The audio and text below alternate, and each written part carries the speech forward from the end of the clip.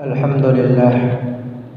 Alhamdulillahilladzi la yazidu fi mulkihi hamdun hamidi wa la yanqusuhu juhudul jahili, la tanfa'u ta'atu man atah wa la tadurruhu ma'siyatu man asah. Ashhadu an la ilaha illallah iyyahu na'budu wa iyyahu nasta'in wa ashhadu anna Muhammadan abduhu wa rasuluh al-mab'utsu rahmatan lil alamin.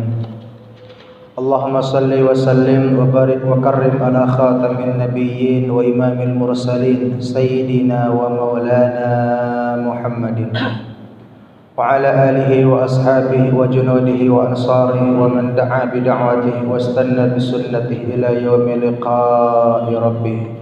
Amma ba'd, fa ya ayyuhan nas ittaqullaha usini nafsi wa iyyakum bittaqwallah wa bi ta'ati Rasulillah sallallahu alaihi wasallam. Yaqulullahu ta'ala fi muhkamati tanzilih wa huwa a'lamu bi muradih. Ya ayyuhalladzina amanu taqullaha haqqa tuqatih wa la tamutunna illa wa antum muslimun.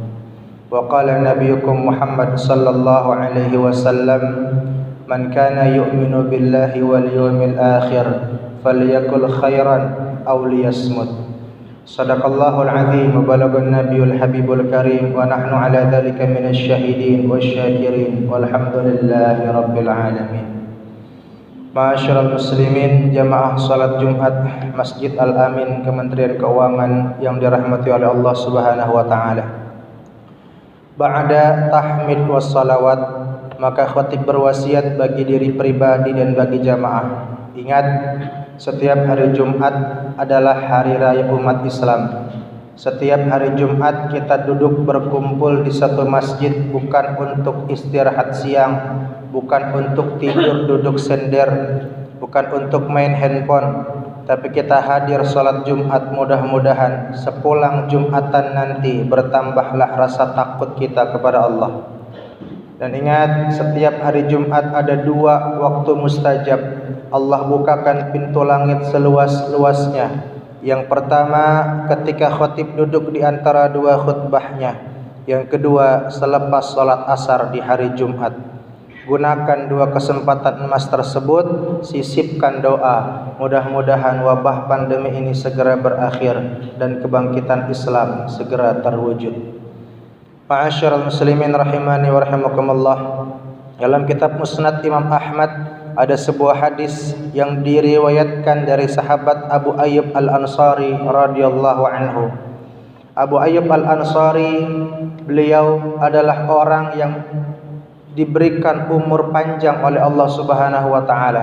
Salah seorang sahabat utama, bahkan Rasulullah sallallahu alaihi wasallam dijamu oleh sahabat ini setibanya hijrah dari kota Mekkah ke kota Madinah.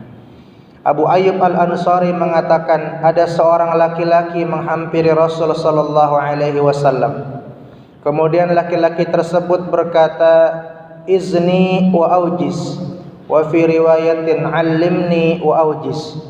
Ya Rasulullah, tolong berikan kepada saya sebuah nasihat yang ringkas, sebuah pelajaran yang simpel agar saya mudah mengingatnya dan mengerjakannya. Maka Rasulullah sallallahu alaihi wasallam bernasihat dengan tiga nasihat ringkas. Perhatikan tiga nasihat ringkas dari Rasul sallallahu alaihi wasallam.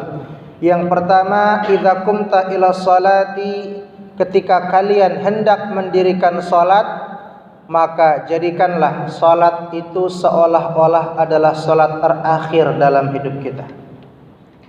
Ma'asyiral muslimin rahimani wa rahimakumullah.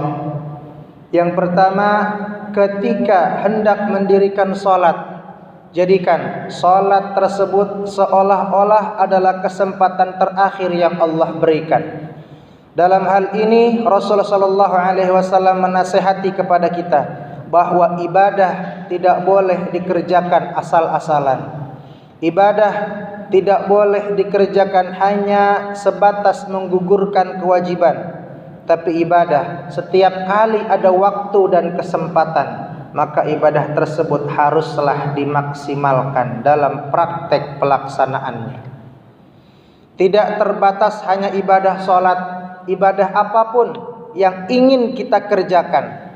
Saat kita mendirikannya, mengerjakannya, ini yang kita yakini adalah kesempatan terakhir dari Allah, maka kita akan semaksimal mungkin menyempurnakan ibadah tersebut, baik dari syaratnya, rukunnya, bahkan sunnah-sunnahnya.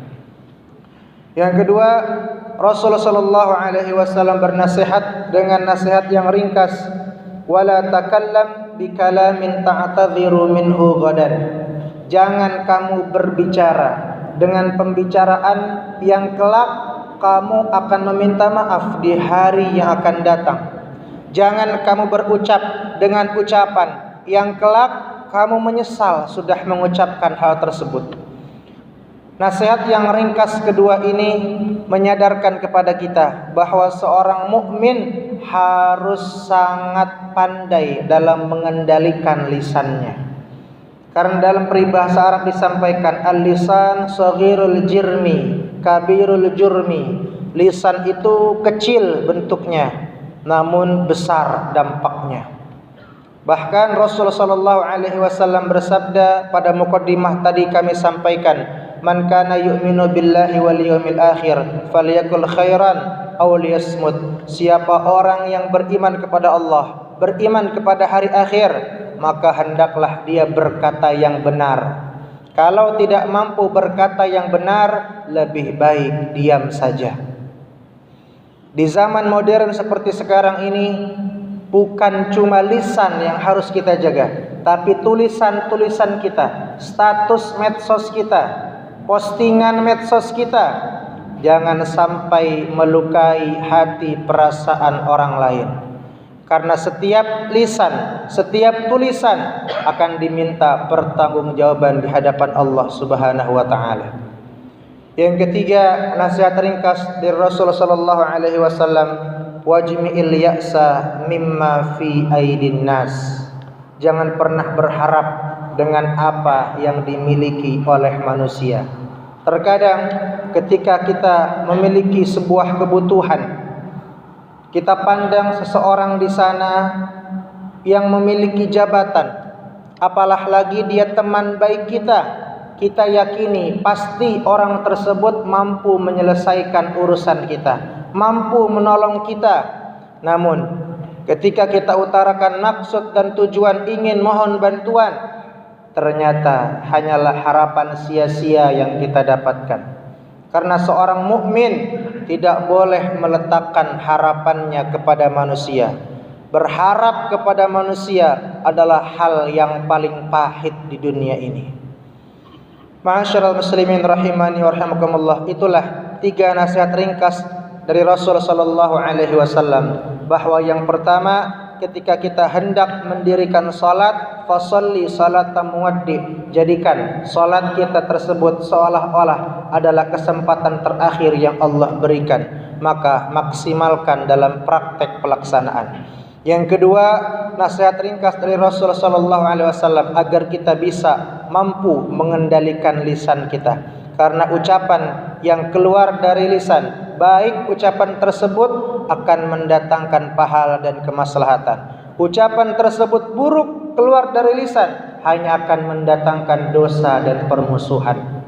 Yang ketiga, seorang mukmin hanya menggantungkan harapannya kepada Allah Subhanahu wa taala dengan qanaah, dengan semaksimal mungkin menerima segala pemberian Allah Subhanahu wa taala, dengan tawakal. Wa may yatawakkal 'ala Allah, siapa orang yang bertawakal kepada Allah, fahuwa hasbuh, Allah berjanji akan mencukupi segala kekurangannya.